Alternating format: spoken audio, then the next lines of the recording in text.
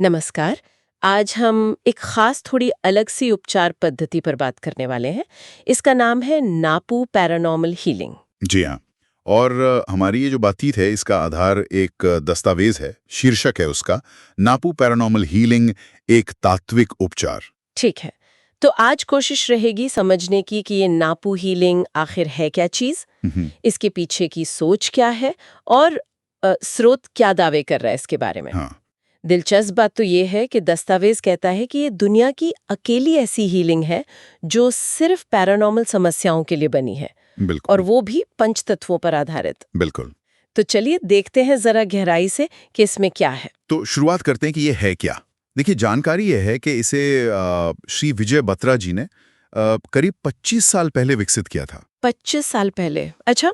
हाँ, और जैसा आपने कहा भी, ये खास तौर पर उन समस्याओं के लिए है जिन्हें पैरानॉर्मल का नाम दिया जाता है।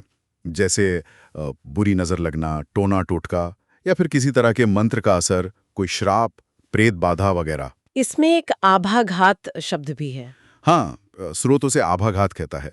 मतलब ऑरा स्ट्रोक, शायद ऊर्जा क्षेत्र पर कोई चोट, या फिर दूसरी जो नकारात्मक ऊर्जाएं होती हैं, उनसे जुड़े कष्ट। अच्छा, तो इसका मकसद क्या बताया गया है? सिर्फ इलाज करना या कुछ और भी है इसके पीछे?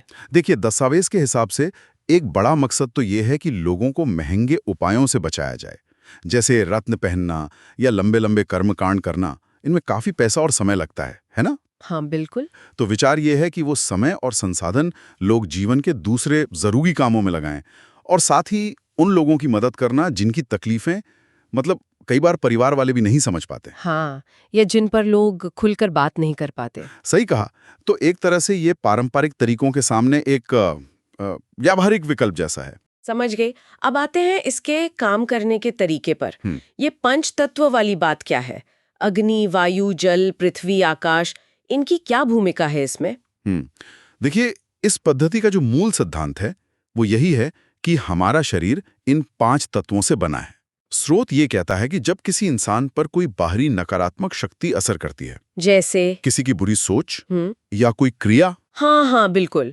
किसी की ईर्ष्या या दुश्मनी से की गई कोई क्रिया, जब वो असर करती है तो शरीर में इन तत्वों का जो संतुलन है वो बिगड़ जाता है। अच्छा। और इसी असंतुलन से फिर मानसिक, शारीरिक या कहिए आत्मिक स्तर पर परेशानियां खड़ी होती हैं। यानी आपके कहने का मतलब है, या स्रोत के कहने का मतलब है, कि बाहरी नेगेटिविटी वो सीधे हमारे अंदरूनी तात्विक बैलेंस को डिस्टर्ब कर सकती है। दस्तावेज तो यही इशारा करता है, और ये भी कहता है कि ये नकारात्मक ऊर्जाएं पुरुषों, महिलाओं, बच्चों पर उनकी उम्र, उनकी जरूरतें, उनकी स्थिति, इसके हिसाब से अलग अलग तरह से असर डाल सकती हैं। और उससे फिर अजीब दिक्कतें पैदा होती हैं जिनका हल नहीं मिलता आसानी से। बिल्कुल।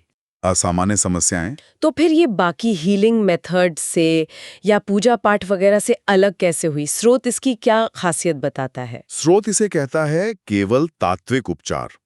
और सबसे बड़ा दावा यही है कि ये दुनिया भर में अकेली ऐसी पद्धति है जो खास तौर पर पैरानॉर्मल समस्याओं का इलाज सीधे पंच तत्वों के संतुलन से करती है, किसी और चीज से नहीं। क्या इसका तरीका सबके लिए एक जैसा होता है या अलग-अलग? नहीं नहीं, दस्तावेज में ये साफ लिखा है कि किस परेशानी के लिए कौन सा तत्व इस्तेमाल करना है, या शायद कितने तत्व लगेंगे। ये एक गहरी समझ का, एक कला का विषय है, और इसके माहिर श्री विजय बत्रा हैं।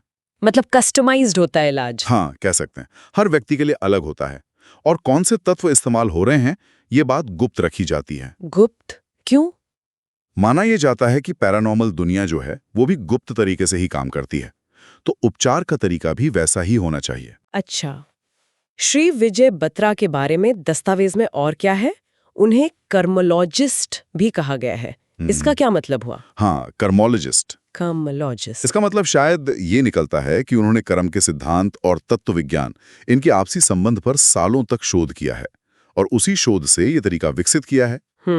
दस्तावेज में वो साफ करते हैं कि वो कोई डॉक्टर या वैद्य नहीं है। अच्छा, ये जरूरी बात है। हाँ, और उनसे संपर्क तभी करना चाहिए जब ये पक्का हो जाए कि समस्या मेडिकल नहीं है बल्कि पैरानॉर्मल है, और इलाज के लिए व्यक्तिगत रूप से मिलना जरूरी बताया गया है, फोन पर या दूर से नहीं। क्या इलाज के दौरान कुछ खास नियम वगैरह भी मानने पड़ते हैं? हाँ, कुछ निर्देश दिए गए हैं, जैसे हीलिंग के वक्त हाथ में कोई अंगूठी नहीं पहननी है या गले में कोई धागा ताबीज वगैरह नहीं होना चाहिए। और साथ ही ग्रहों के जो उपाय होते हैं या दूसरे कर्मकांड होते हैं वो सब करने की मनाही है।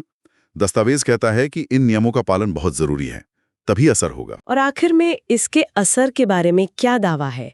ये संतुलन बनाने से होता क्या है फिर? मूल विचार ये है कि जब शरीर के तत्व संतुलित हो जाते हैं तो फिर अंदरूनी और बाहरी दोनों तरह की नकारात्मकता व्यक्ति पर असर नहीं कर पाती। मतलब एक तरह का प्रोटेक्शन। हाँ, बिल्कुल, एक कवच जैसा, जिससे जीवन में बेवजह की समस्याएं नहीं आती। दस्तावेज का तो कहना है कि इसके नतीजे काफी अनोखे हैं और इसी वजह से ये दुनिया भर में तेजी से पॉपुलर हो रही है। तो अगर हम पूरी बात को समेटें, नापू हीलिंग एक पंच तत्व आधारित तरीका है।